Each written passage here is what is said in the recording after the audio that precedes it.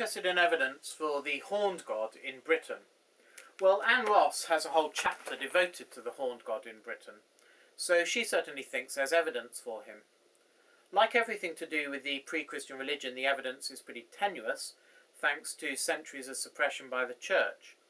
But Anne Ross presents a sculpture from Cirencester, which appears to show the horned god in a pose very like that of the figure on the Gundestrup cauldron, and a similar one from Perthshire in Scotland.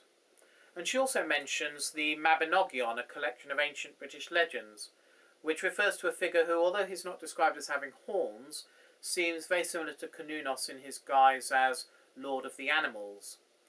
And another possible piece of evidence for Cernunnos in Britain is the legend of Herne the Hunter, associated with Windsor Great Park in Berkshire near London.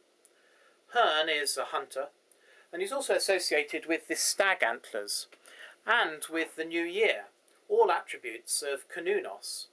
And notice the name. The Latin word for horn was cornu, found in words like unicorn, meaning one-horned. And the Latin corn became horn in English. And similarly, the kern of Cernunnos means horn. So just as the Latin corn became horn, so the kern of Cernunnos could have become Herne. So in Herne the Hunter we do seem to have some sort of memory of Cernunnos. And then there's the horn dance held annually in the village of Abbots Bromley in Staffordshire, which I went to see this year. This consists of 6 men dancing with antlers, along with musicians, a hobby horse, a boy with bow and arrow, and Maid Marian. And although it's currently held in September, the folklorist Ronald Hutton tells us that it was in the early 17th century an entertainment of the Christmas season. Well, the new year is in the Christmas season, and doesn't this look very much like the sort of thing that was condemned at the Synod of Auxerre, imitating the stag in celebration of New Year? Well, Hutton is very sceptical about the idea of any connection between the horn dance and pagan ritual. He points out that the last condemnation of the practice by the church was in the 11th century, and there's a big gap from there to the modern horn dance.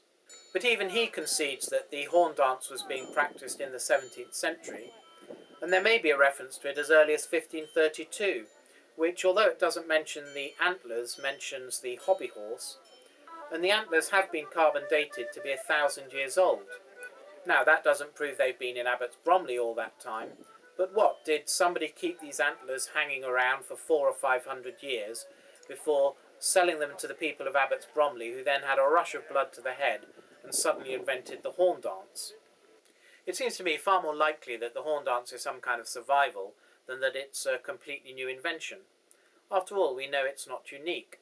There were horn dances, for example, in Dorset up until the 19th century, and although they use cow horns, the Synod of Auxerre condemns imitating the cow or the stag, so we know that any kind of horn would do.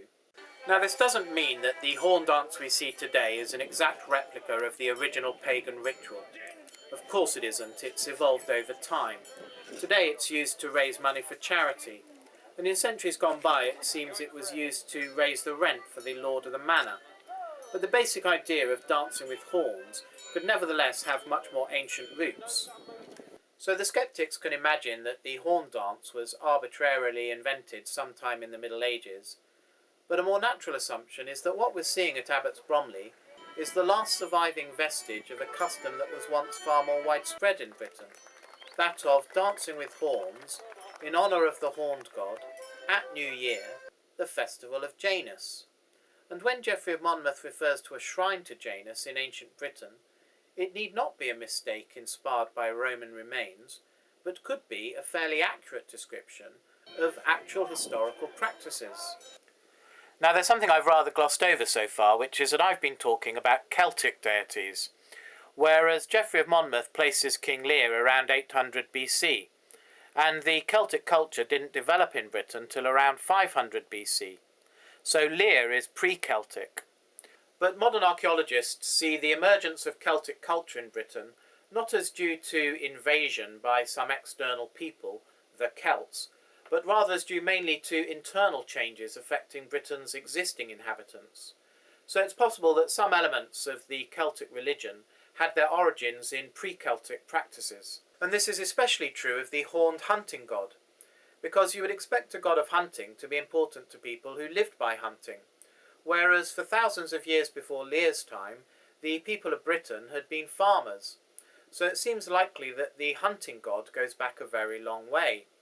And this is supported by a cave painting which shows someone dancing with antlers on his head, either a horned god or a dance in honour of a horned god.